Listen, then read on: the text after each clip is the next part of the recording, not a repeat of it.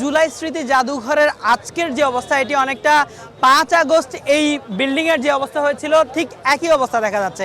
৫ August আমরা দেখেছি যে এখানে মানুষ প্রবেশ করার জন্য যেভাবে হুমড়ি খেয়ে পড়েছিল এবং কেউ কেউ অনেক মানুষ কিন্তু দেয়াল টপকে প্রবেশ করেছেন, অনেক মানুষ দেয়াল ভেঙে প্রবেশ করেছেন এখানে। আজ জুলাই যে স্মৃতি জাদুঘর এটি খোলার পর থেকে প্রথম সরকারি ছুটির দিন শুক্রবার।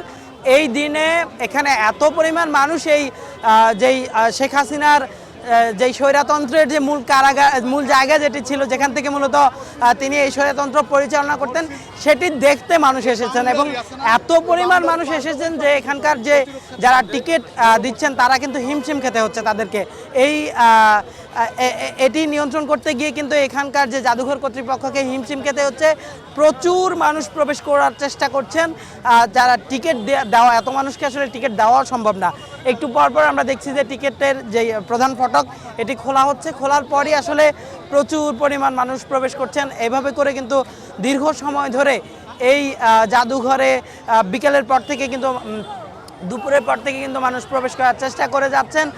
বিপুল পরিমাণ মানুষ কিন্তু ভেতরেও আছেন, তারপরও কিন্তু এখনও প্রবেশ করতে আগ্রহী মানুষের সংখ্যা কিন্তু কোনো অংশে কম নয় এবং এর কারণে আসলে সেটি নিয়ন্ত্রণ করতে হিমশিম খেতে হচ্ছে জাদুঘর কর্তৃপক্ষকে।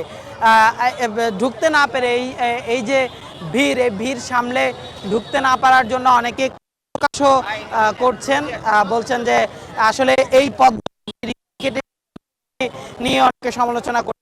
সাথে অনেকের সাথে কথা, অনেক যাত্রী যারা এখানে প্রবেশ করতে এসেছেন দর্শনার্থী, তাদের অনেকের সাথে কথা বলে এমন চিত্র পেয়েছি। বিশেষ করে আমরা যেটি দেখছি, নারী এবং শিশু নিয়ে যারা এসেছেন তারা আসলে সবচেয়ে বেশি ভোগান্তির শিকার হচ্ছেন এখানে প্রবেশ করতে এবং এ নিয়ে আসলে যেটি বলছিলাম যে কিন্তু জাদুঘর কর্তৃপক্ষ যেটি বলছে আসলে এখানকার যে ধারণ ক্ষমতা সে অনেক গুণ বেশি মানুষ আসলে এখানে এই জাদুঘরে প্রবেশ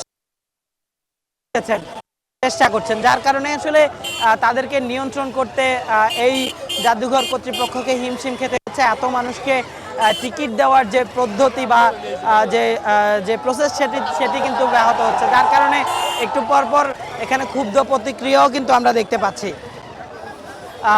এটি কিন্তু শুক্রবার দুপুরের পর থেকে এই চিত্র দেখা যায়। কেউ আমরা দেখেছি যে এখানে দেয়াল টপকে পর্যন্ত প্রবেশ করার চেষ্টা করেছেন এই জাদুঘরে এবং এ নিয়ে আসলে যেটি বলছিলাম যে যারা নারী শিশু সহ এসেছেন তাদের মধ্যেও কিন্তু আমরা দেখেছি অনেকে ক্ষোভ প্রকাশ করছেন, অনেকে কিন্তু অনেক চেষ্টা করেও প্রবেশ করতে পারছেন না, এমন চিত্র কিন্তু এখানে দেখা যাচ্ছে সেই দুপুরের পর থেকেই।